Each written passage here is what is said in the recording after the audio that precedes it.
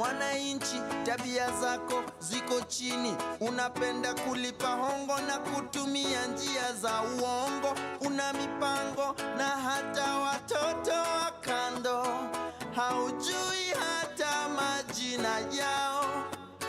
Kura yako uliuza mainifigo, ukakulia hadi dini, kisha wasema tukuthamini, na wewe hapo hauaminiki, na wewe hapo haupangiki. Wapi kidero when you need to slap somebody? Complain ufisadi kwani ulidhani t-shirt 50 bob leso siku ya campaign ilikuwa free? Ni 5 year loan investment utalipa king ya parliament. We are one, amani we are one. Na utumishi kwa wote, utu missing CCTV we were watching. Pressure insecurity na job opportunity ni kama mti ya kibiriti. Side moja heavy, usiniambie Kenya kuna umaskini, kwani hizi fat fingers zinaibia nane? Maskando inathreaten our survival. Media define leadership, na sura ukiaka front page na improve readership. Ambia wase wa Twitter wa hashtag hii ama hash reality doesn't make a good TT. Commission of inquiry wanakula commission bila kutupa ukweli, ni kubaya. Baka kukiwa kuzuri unashindwa nini mbaya. Machozi ya perpetrator ineza dilute damu ya victim ilimwagika. After all is said and done, all will be said, nothing will be done. You're not my tribe, but you're my blood type. Like it doesn't have to take tragedy to know that. Sheria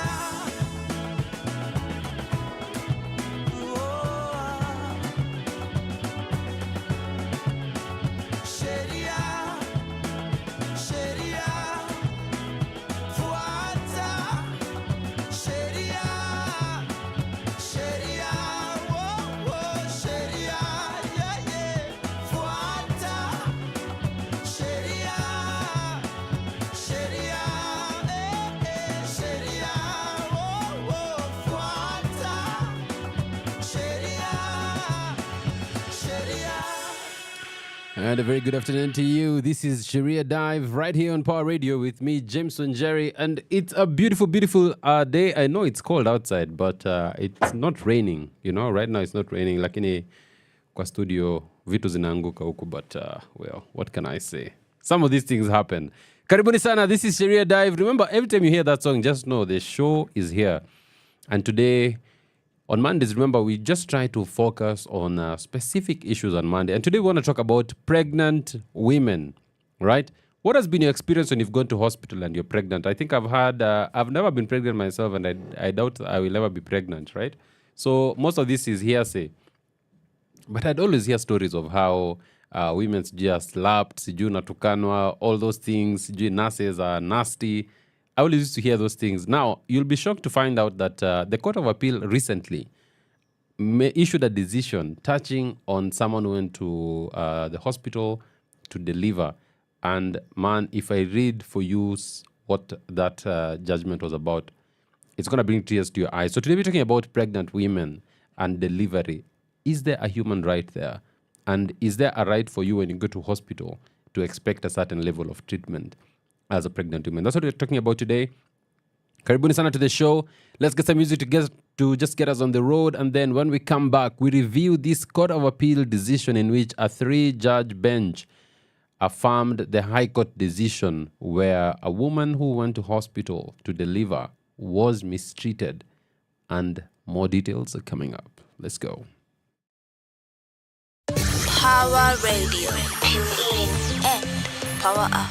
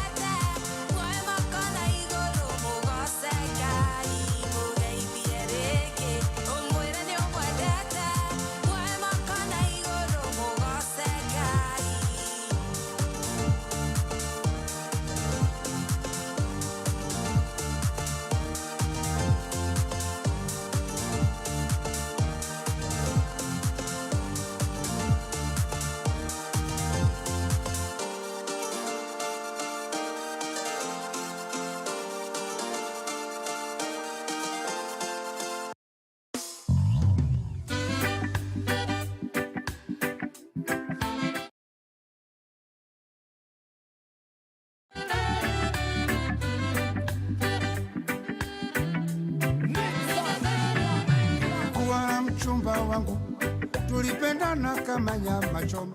Alibahatika kwenda ng'ambo, chuo kikuu kwenda kusoma, miaka 3 kule Japan, usomea udaktari. Stella wangu nilikuwa na mchumba wangu, tulipendana kama nyama choma. Alibahatika kwenda ng'ambo, chuo kikuu kwenda kusoma, miaka 3 kule Japan, kusomea udaktari. Stella wangu nilivyompenda Stella jamani, kajitolea kwa roho moja. Nilivyompenda Stella jamani, kajitolea kwa roho moja.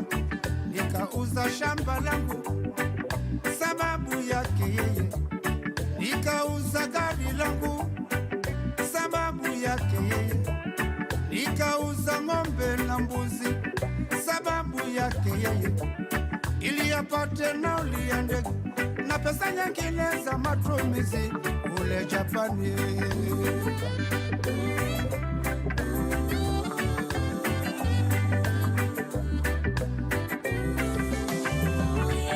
Ilikuwa tarehe 17 mwezi wa 5, ilikuwa tarehe 17 mwezi wa 5 mwaka 1992, mwaka 1992 ndiyo ilokuwa tarehe kamili ya Stella kurudi Kenya.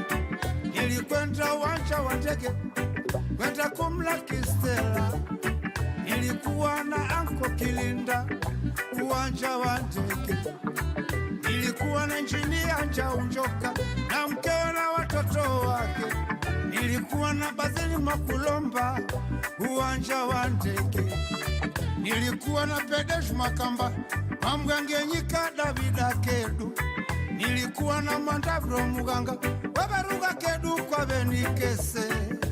Ghafla ndege ilipotua Kenyatta uwanja wa ndege, Stella alishuka amebeba mtoto mikononi. Stella alishuka amebeba mtoto mikononi, nyuma yake mchumba wake mfupi futi 4 Mjapani. Nilisikitika ndani ya moyo, nikakosa la kufanya, nitamani nilie Kikamba lakini sikijui, kanibidi nilie Kijaluo angatimango wajoa freshile. Nitamani nilie Kihindi lakini sikijui, nitamani nilie Kihindi lakini sikijui, ikanibidi nilie Kitaita lugha ya baba na mama, ikanibidi nilie Kitaita leke manani bonye bada freshile.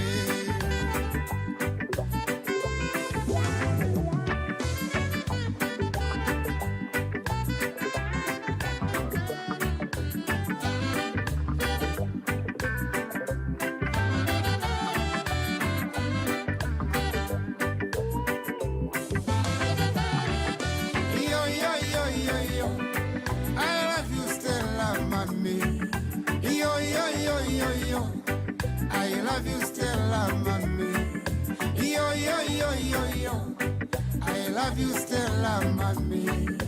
Come back Stella, I still need you baby. Come back Stella, I still need you baby. Come back Stella, I still need you baby. Oh no no no no no no no. Hey, oh yeah. Kama ni wewe injinia Njaunjoka ungefanya nini? Kama ni wewe kijana Nixon ungefanya nini? Kama ni wewe Gido ungefanya nini? Aye.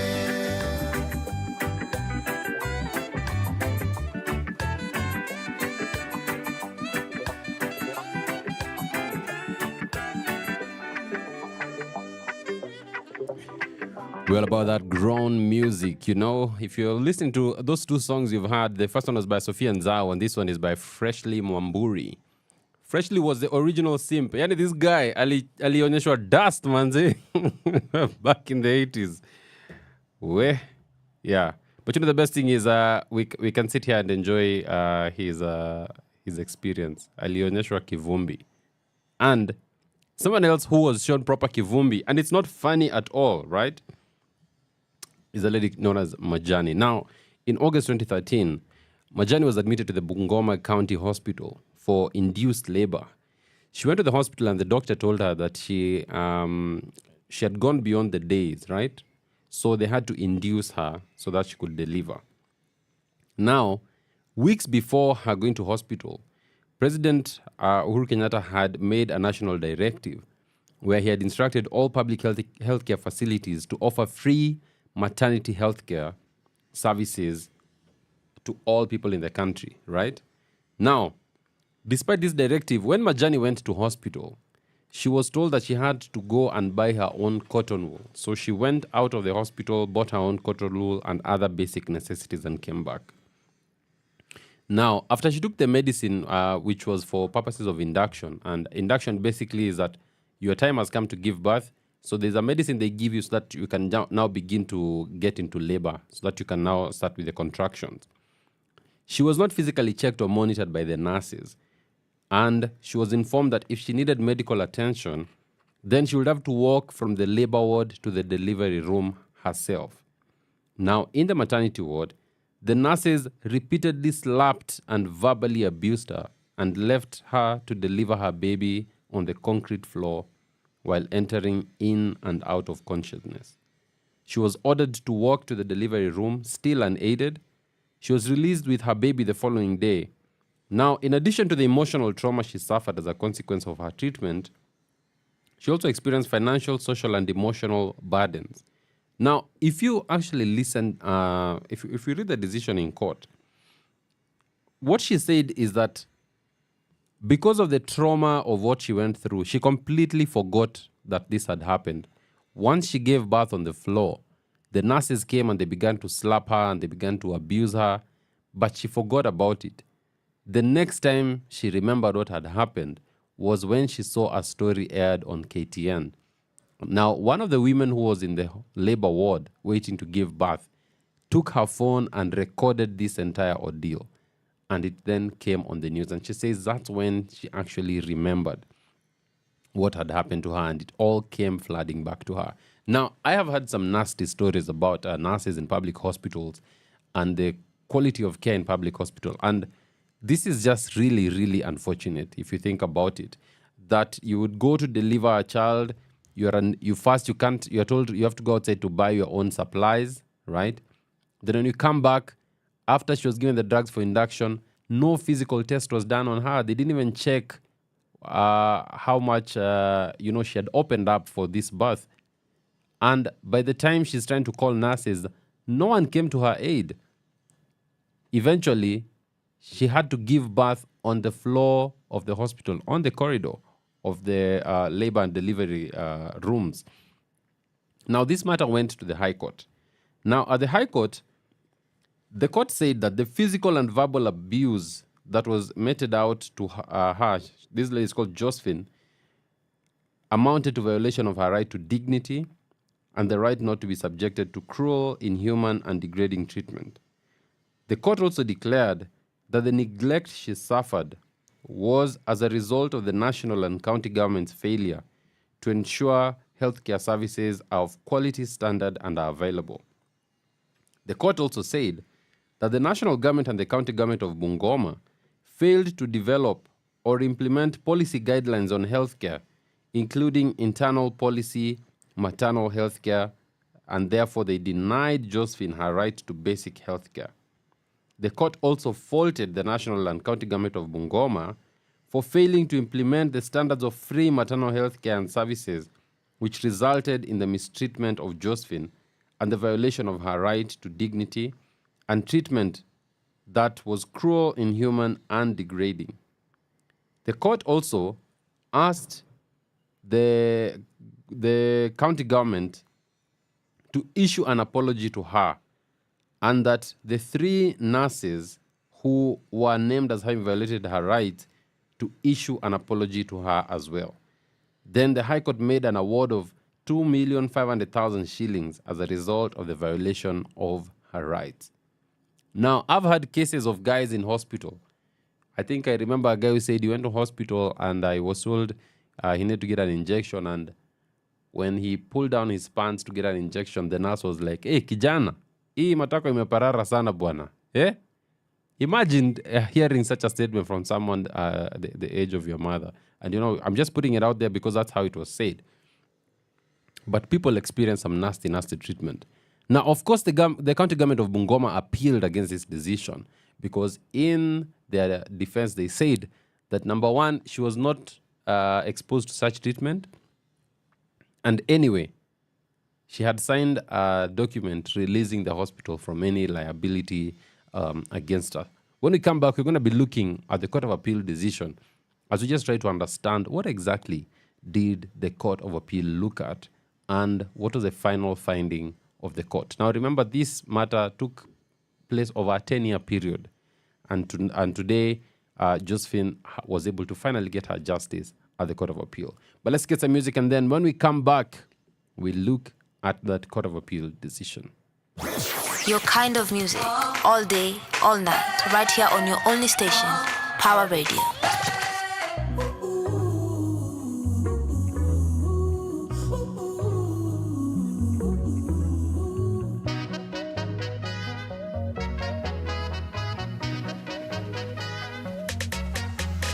Kuna rumba ya Juja, nani ya maboy, ukisaka mitumba, nenda rumba ya Toy. Kuna rumba ya Kibich, utajua ujui. Kuna rumba for all niggas, ila rumba Japani. Kuna rumba ya State House, iko chini ya maji. Kuna rumba ya bunge, ya majambazi. Ukileta ujinga, utalala ndani. Kuna rumba for all you niggas, lakini rumba Japani. Ndio rumba. Hapa ni wapi? Ni wapi? Tumezungukwa na shisha na shashamani. Oh no, no. Pocho na vinywaji mbalimbali. Wengine wanatapika wakizirai.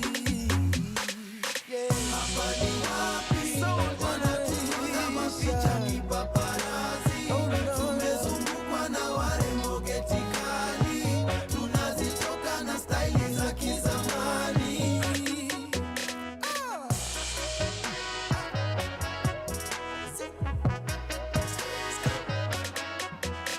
Kuna rumba ya westi, ya mabeste, mama shanane, sheki ya westi. Rumba ni nyepesi, isikuwe kesi. Kuna rumba for all my niggas, ila rumba Japani ndio rumba. Kuna rumba Karura ya kupanda miti. Ukiwa kwenange hakunanga risiti. Rumba Oyole, hiyo ni ya Mangwati. All of my hoes and all of my niggas, rumba Japani, no rumba. Hapa ni wapi? Tumezungukwa na mabausa kama chwani. Kuna mapedi, mapoko, pia mapichi. Na wanaseti michele kwenye vinywaji. Hapa ni wapi? Kuna visanga vioja mahakamani. Wapenzi wapigana mate hadharani. Wengine wanatekana nyuma ya taksi.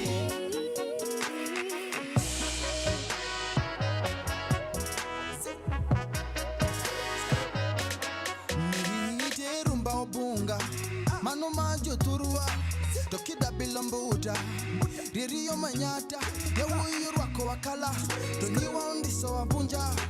Kuna rumba for all you niggas, lakini rumba Japani, yo rumba.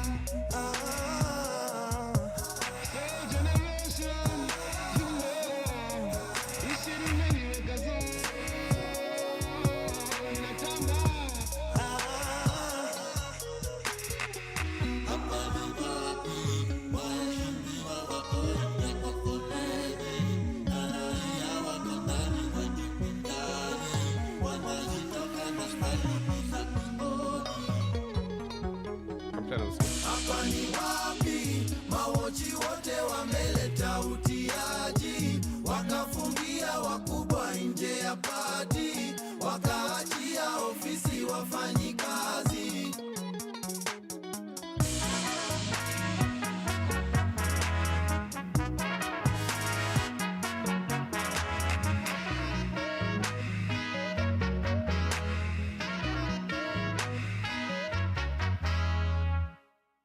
From sunrise to sunset, all day and night. Power Radio. JBL love check on your case. Yeah. Every boy around say that me should not marry you. Every girl around say that me should not stay with you. Only thing them see is you have a little baby too. Only thing them see is how can we spend me life with you. You know where we from, yeah, you know how we ride with you. Tell them say we can't listen to what them say to you. Time to make a choice, what we want to do regarding you. Maybe we should wait, think about what we want to do.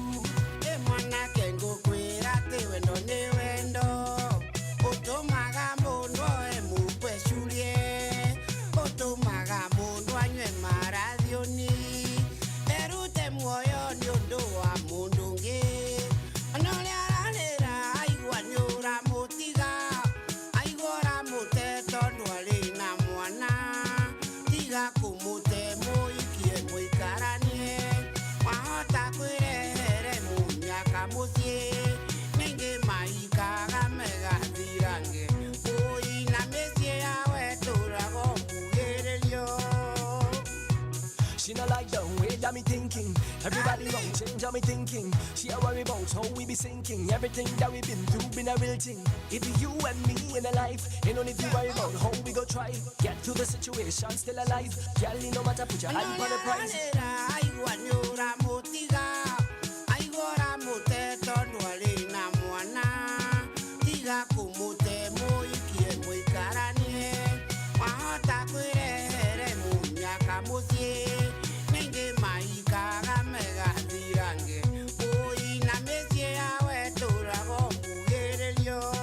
Every boy around say that me should not marry you. Every girl around say that me should not stay with you. Only thing them see is you have a little baby too. Only thing them see is how can we spend me life with you. You know where we from, yeah, you know how we ride with you. Tell them say we can't listen to what them say to you. Time to make a choice, what we want to do regarding you. Maybe we should wait, think about what we want to do.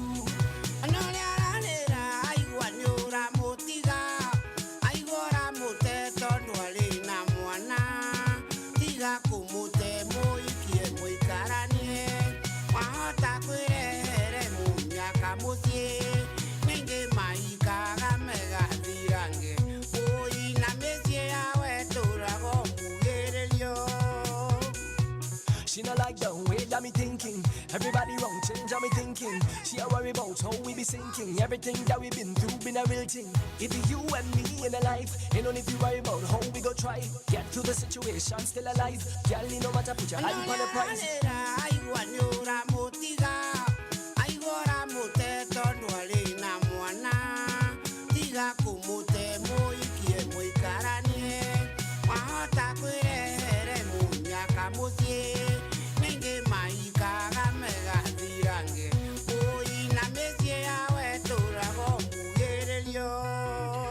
Remember all about that grown-up music right here. Right here on Sheria Dive on Power Radio. This song takes me back. Way. You know the things I like about our new artists now is we're looking back, we're going into history, and we are getting some of that old music and we're just turning it into something new, and props to that. Now, remember, today we're talking about your rights as a pregnant woman. When you go to the hospital, especially a public facility, what is the minimum standard of care that you should experience? Should you be getting slapped? You know, should you be getting verbally abused there? Should you be denied basic services? Now, the Court of Appeal, while looking at this Bungoma story, first recognized that the minimum core of a woman's right to respectful maternal care during childbirth must include, number one, that a woman has the right to be free from physical violence and verbal abuse during labor and childbirth. Number two, they have a right to be free from discrimination during labor and childbirth. And number three, They have a right to a dignified and respectful care, including being granted acceptable levels of privacy and confidentiality during labor and childbirth. Now, the right to be free from physical violence and verbal abuse is probably clear, right? Now, the right to be free from discrimination, maybe that might need a little more explanation. Now, remember, discrimination basically is when let's say, for instance, you have 4 people, right? You all go through the same experience, but one of you, or maybe 2 of you, right? You receive a treatment that is so manifestly different from what everyone else is receiving, and therefore discrimination has occurred. It means you've been treated in a separate manner, and often that discrimination is in the negative. You've been negatively treated differently. Of course, under the law and the Constitution of Kenya, there can be positive discrimination, okay? So, for instance, we have the gender rule. That's an example of positive discrimination or affirmative action, where we are saying, due to the historical and systemic issues that have denied people opportunities, okay? Because of that, then the thing we do is to promote, for instance, the participation of women in nation building. Then let us reserve certain seats for them, okay? Like a woman rep, that's a sign of affirmative action or positive discrimination, okay? Now, the Court of Appeal goes on to say that you must have acceptable levels of privacy, all right? Giving birth on a corridor does not amount to privacy when you go to a hospital, all right? Now, the court held as well that the hospital was obligated to ensure that the petitioner enjoyed the minimum core of her right to maternal health. Now, when looking at the evidence, the court found that she had not experienced this for the following reasons. Number one, she was slapped by the 2 nurses who accused her of soiling the corridor when she gave birth in the corridor. Number 2, she was verbally abused and shouted at. Number 3, she was denied care in the first instance when she informed the nurse that she was going into labor. The nurse ignored her. Number 4, she was subjected to utmost indignity and disrespect by being forced to give birth on the floor, in the corridor, and in full view of other people, to the extent that someone was even able to record her giving birth. Now, number 5, she was further humiliated by being forced to walk back to the delivery room while carrying her unexpelled placenta. The nurses were so nasty because they told her, walk back to the delivery room, carry that placenta, we go and remove it. No wheelchair, no assistance, nothing. It was public humiliation. Now, while back in the delivery room, she was left unattended to, neglected, and was not given any pain medication or any other medication. And the court found that conduct clearly violated her rights under the Constitution of Kenya. All women have the right to dignified, respectful health care throughout pregnancy and childbirth, as well as freedom from violence and discrimination. Now, what then does this say about the state of our healthcare and our health systems? The court was of the view that health systems must be held accountable for the mistreatment of women during childbirth and for failure to effectively prevent and respond to these harmful practices. Beyond providing resources to ensure quality, accessible maternal health care, the hospital was obligated to provide clear policies to ensure dignified, respectful health care throughout pregnancy and childbirth for all women. Now, today we're talking about women and childbirth and the treatment they receive in hospitals. I just want to know, you're probably listening to us, do you have a story of your own, something you've experienced or something you went through or something someone else went through? You can reach out to us on the socials at Pawa Radio, and we'll be just happy to highlight that. Remember, today we're talking about rights of pregnant women when it comes to childbirth and delivery. What is the legal minimum? What is the constitutional minimum in terms of how you should be treated when you go to hospital? When we come back, we continue to look at this Court of Appeal decision and why this is a fundamental and a very, very important decision for us as a country and as a people. Let's go. Your kind of music, all day, all night, right here on your only station, Pawa Radio.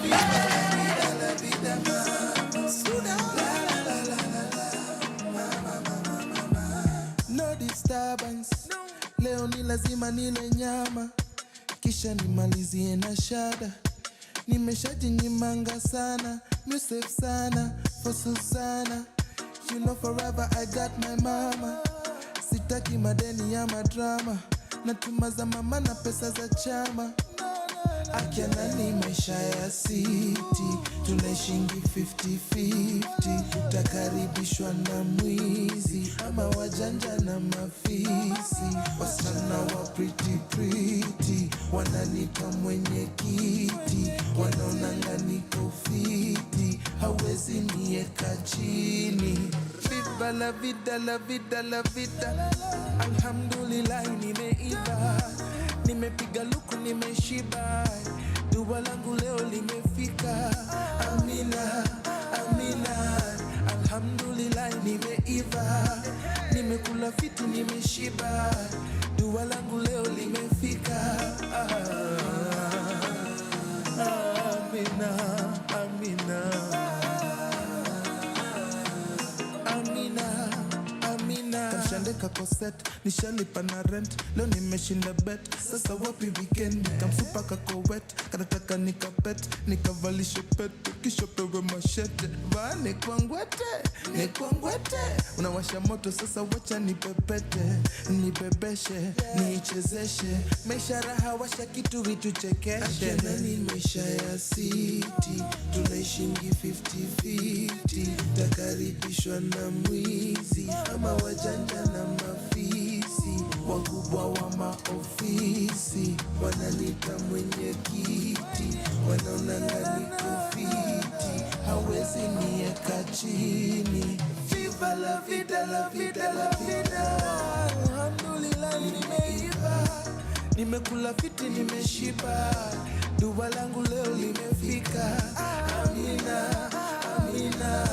Alhamdulillah nimeiva, nimepiga luku nimeshiba. Dua langu leo limefika.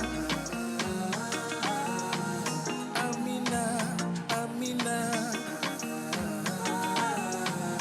Amina, amina. Amina, amina. Amina, amina. From sunrise to sunset, all day and night. Power Radio.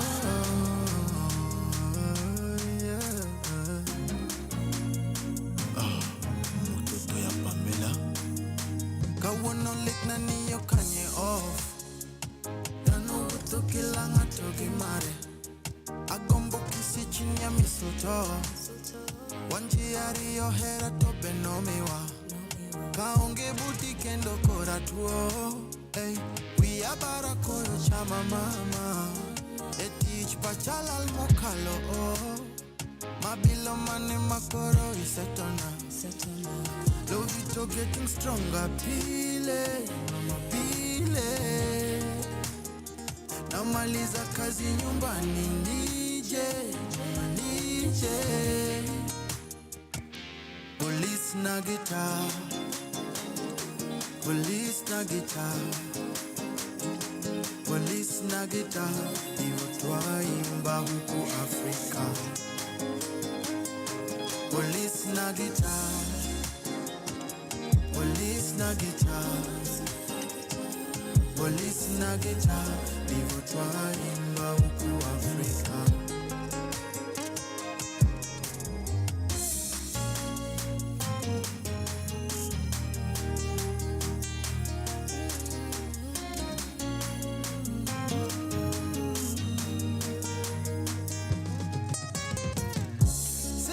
Talking more stress remote.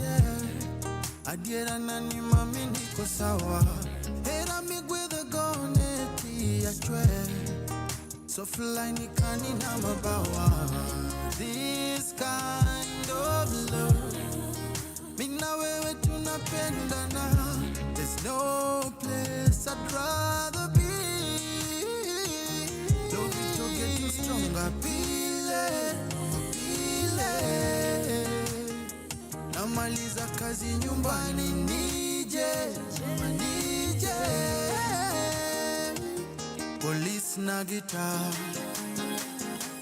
Police na guitar, police na guitar, ndio twaimba huku Afrika. Police na guitar, police na guitar,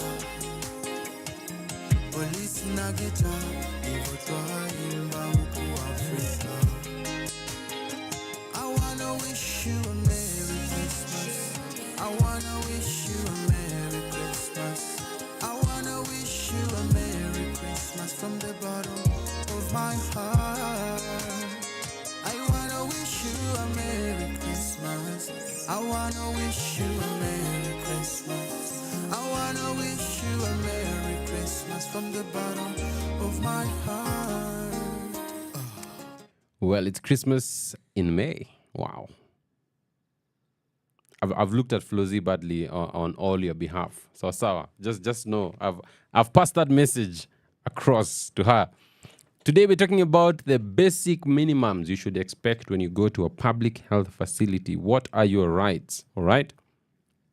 Now, Article 43(1)(a) of the Constitution states that every person has a right to the highest attainable standard of health, which includes the right to healthcare services, including reproductive healthcare. And Article 28 also states that every person has inherent dignity and the right to have that dignity respected and protected. Now, it's important for you to know that the Constitution sets the minimum guidelines. Now, one of the things that the court realized here was the fact that the county government, together with the hospital, they were unable to actually produce any policies that guide their employees. There was no policy guiding nurses on how they are to administer care to patients, how they are to speak to patients. There was even no complaints procedure policy that would guide them on matters to do with how do you complain, who do you talk to, what is the time that is needed for you to get a response. Now, shockingly, and this is Kenya, the nurses were actually reported to the nurses, to their regulator. And what do you think the decision of the regulator was? They were found to have acted within the law and in line with what they had been trained in. They were never found guilty of these actions. And that's why part of what the court has said is you must also come and apologize to this lady yourself. Now, we know that not everyone can say that they've gone to hospital and experienced a good treatment, right? Now, for instance, one of the things that the Court of Appeal says is that this now I'm just going to read this verbatim. This is what the court says. This is Justice Patrick Kiage. He says, what Josephine was put through is a monumental shame in the part of the Bungoma County Referral Hospital, and one shudders to imagine that this might not be an isolated case. If hospitals can have in employment nurses with such grotesquely horrendous, callous and cynical attitudes towards patients, and mothers in labor at that, then such hospitals are a curse, not places of succor. Succor is basically relief. If hospitals do not ensure that their staff are patient-friendly, patient-responsive, and patient-centric in all their actions and processes, then woe is a Kenyan patient. And that state of affairs must be sternly rebuked as not reflective of the society we aspire to.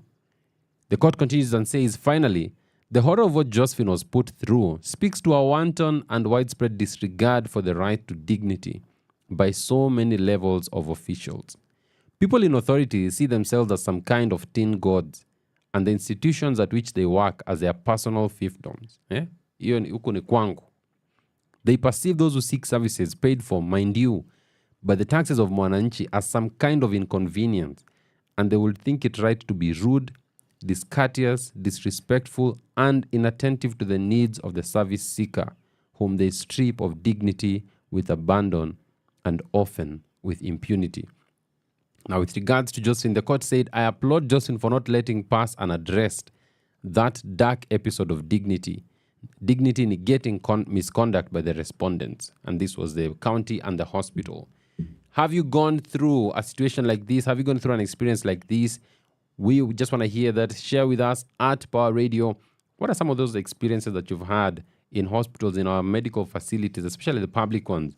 How have nurses treated you? How have doctors treated you? Now, you have to remember that this was about 10 years ago. So maybe a lot has changed in that time. And these things no longer continue to be done. Let's get some more music as we come almost to the end of the show. Remember, today we are highlighting rights, constitutional rights under Article 43, one of which is the right to access the highest attainable standard of health, which includes the right to healthcare services, including reproductive healthcare. When we come back, we're going to be wrapping up with this decision of the Court of Appeal, and then we can call it a day. Power Radio. Tune in and power up.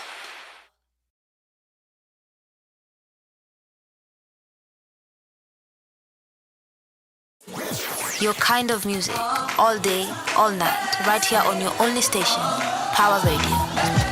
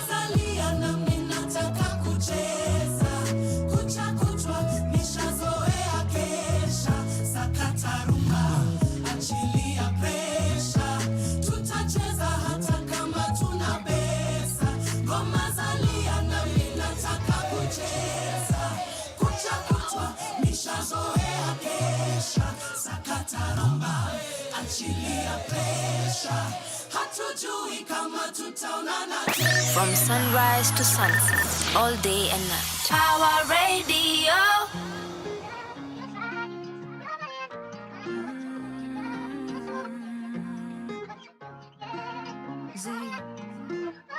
Hate to bring this back up again. I wish that I was feeling different. I can't pretend I might need more medicine. It's getting worse for the poison sitting in. Out of my mind, 'cause you told me you love me, I'm waiting to prove. You tipped the scales when you didn't wanna lose it. Thought you knew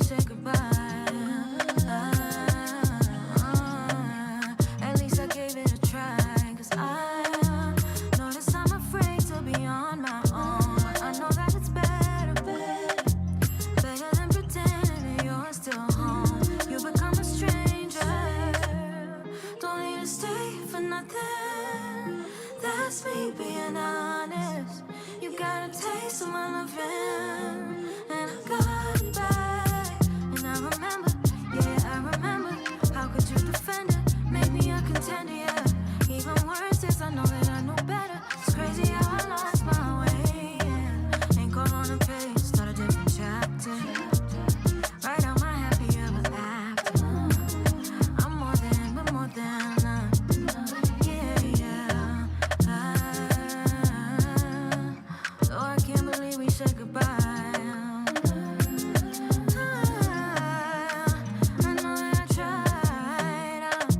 I'm no longer afraid to be on my own. 'Cause I know that it's better.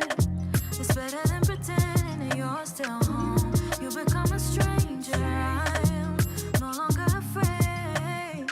Oh, better than pretending that you're still home. You become a stranger. Don't need to stay for nothing. That's me being honest. You got a taste of my loving, and I got it back. I'm more than enough. I'm more than enough. Yeah, yeah. I'm more than enough. You're more than enough. Sana sana, remember today we're talking about your rights while in hospital, while you're getting medical treatment. Now, I'm told that this also happens in private hospitals. What? Private hospitals? I think something needs to be done. Now, one of the things I think when you go to hospital, you always need to find out, do you guys have a complaints mechanism? How can I complain if I've received certain treatment and I do not like the treatment I've received? How can I actually complain? Because such facilities should make sure they have such policies and processes so that as a recipient of their services, you're able to say, this has happened to me, I do not like that has happened to me, and something should be done about it. Now, remember, the beauty of this judgment is that the court has been able to uphold the obvious, right? And the obvious is that if you go to hospital, you expect to be well taken care of, you expect to be treated nicely, you expect not to be abused, not to be assaulted, and if that should happen to you, remember you can actually go to court and there is an award that the court can give you. In this case, Josephine was given an award of 2,500,000 shillings, 2.5 million, just for the treatment that she underwent. So we've come to the end of this show. Remember, we'll be looking at your comments and your responses on this story. And of course, we can always stretch this a little bit further. And on Saturday, we're going to be talking more about what are some of the reproductive health services you can actually get in this country. For instance, abortion is allowed in the Constitution, but only when it has been advised by a medical professional. How have the courts interpreted this section of the Constitution? And in some of those cases where people have actually been taken to court under the guise of procuring an illegal abortion, how have courts ruled? So on Saturday, remember, we meet here at 1 to 3 p.m. on Pawa Radio. Sheria Dive will be talking about reproductive health in Kenya. See you on Saturday. This is our last song as we head out. God bless you. Please take care of yourself, even as we are experiencing floods. Just be careful because we need you alive. Hii nchi lazima tuibebe wote tukiwa pamoja. Thank you so much for keeping me company. God bless you and have a lovely afternoon. Power Radio. Tune in and power up.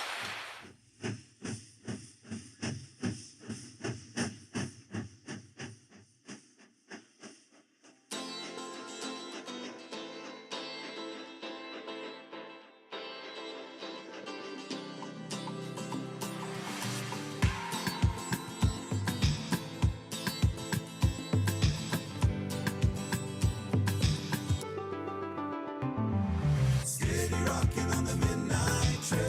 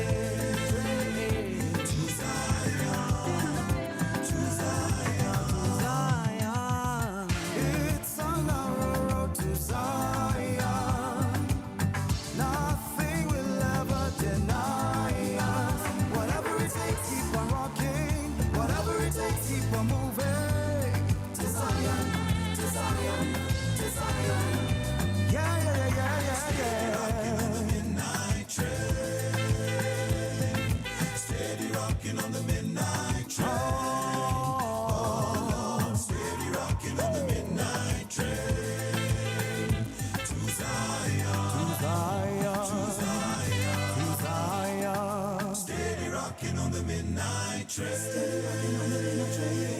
Steady rocking on the midnight train. Oh Lord, steady rocking on the midnight train to Zion.